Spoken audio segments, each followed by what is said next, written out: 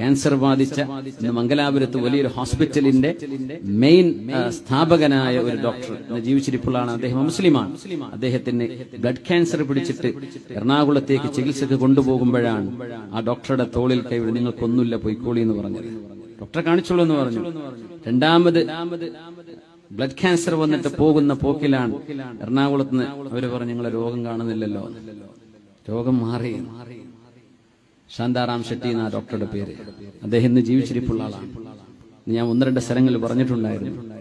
തങ്ങളായാൽ ശാന്താറാം ഷെട്ടിക്ക് അത് മതി. അദ്ദേഹത്തിന്റെ ബുക്കിംഗ് കിട്ടണമെങ്കിൽ 6 മാസം 7 മാസം എല്ലിന്റെ ഡോക്ടറാണ്, മറ്റു ന്യൂറോ മറ്റു കാര്യമായ ചികിത്സ. എനിക്ക് വ്യക്തമായിട്ട് അവരുടെ എക്സ്പെർട്ടീസ് എന്താണെന്ന് അറിയില്ല. പക്ഷേ തങ്ങളുടെ ഒരു എഴുത്ത് കിട്ടിയാൽ പിന്നെ ശാന്താറാം ഷെട്ടി വേറൊന്നും നോക്കൂല. തങ്ങൾ പറഞ്ഞയച്ചതാണോ കഴിഞ്ഞു, നേരെ അപ്പോയിന്റ്മെന്റ് ആണ്. പിന്നെ അവിടെ വേറെ ഒരു വാസ്തവം വേണ്ട, അതന്നെ ധാരാളം.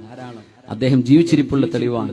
കഴിഞ്ഞിട്ട് ഇപ്പൊ കൊല്ലങ്ങളായി അദ്ദേഹം ഹോസ്പിറ്റലും ചികിത്സയും ചെയ്തുകൊണ്ടിരിക്കുകയാണ്.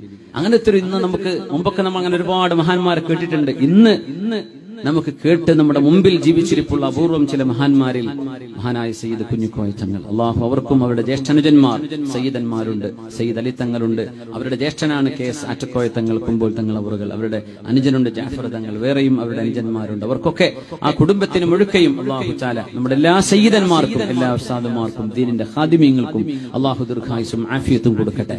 അവർ ഈ ഉമ്മത്തിന്റെ സംരക്ഷണമാണ്. നമുക്ക് ആവലാദികളും വേവലാദികളും ചെന്ന് ബോധിപ്പിക്കാനും ദ്വാരപ്പിക്കാനുമുള്ള മഹത്വ അവരുടെയൊക്കെ തണൽ ഈ ഉമ്മത്തിന് കാലാകാലങ്ങളിൽ അല്ലാഹു നിലനിർത്തി കൊടുക്കട്ടെ.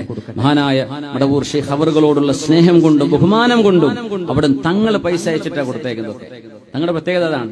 യതീംഖാനകളും പരിസരത്തുള്ള ദർസുകളിലേക്കും തങ്ങളുടെ കയ്യിൽ നിന്ന് കാശെടുത്തിട്ട് അരിയും സാധനം കൊണ്ടുപോയി കൊടുക്കും. മുതഅല്ലിമീങ്ങൾക്ക് ഭക്ഷണം എന്ന് പറഞ്ഞു. ഇതങ്ങനെ അത്ഭുത തങ്ങളാണ്. തങ്ങൾ കൊടുക്കുന്ന തങ്ങളാണ്. മാഷാ അല്ലാഹ്. വാരിക്കോരി കൊടുക്കുക. അവിടുത്തെ മഖാം, അവിടുത്തെ ഉറൂസ് വരുമ്പോ കാണാൻ പറ്റും ഓടിച്ചാടി ജനങ്ങൾക്ക് ഭക്ഷണം വിളമ്പി കൊടുക്കാൻ വരെ സയ്യിദ് അവറുകളുണ്ടാവും. ഒരു സാധാരണക്കാരനെ പോലെ. ഒരിക്കലും തിരിച്ചറിയാം ഇതാണോ ഈ പറഞ്ഞ മഹാൻ എന്ന് നമ്മൾ കാണുമ്പോൾ. ഒരു പക്ഷേ ജനങ്ങൾക്കിടയിലൂടെ ഓടി നടന്ന് വിയർത്ത് ജനങ്ങളിൽ ഒരാളായിട്ട് നടക്കുന്നത് കണ്ടാൽ നമുക്ക് പോലും അത്ഭുതം തോന്നിപ്പോകും. അങ്ങനത്തെ ഒരു മഹാൻ. അള്ളാഹുവേ നീ അവർക്കൊക്കെ ദീർഘായുസ്സും ആഫിയത്തും നിന്റെ ഹിഫ്ളും ഇനായത്തും നൽകണേ തമ്പുരാനെ.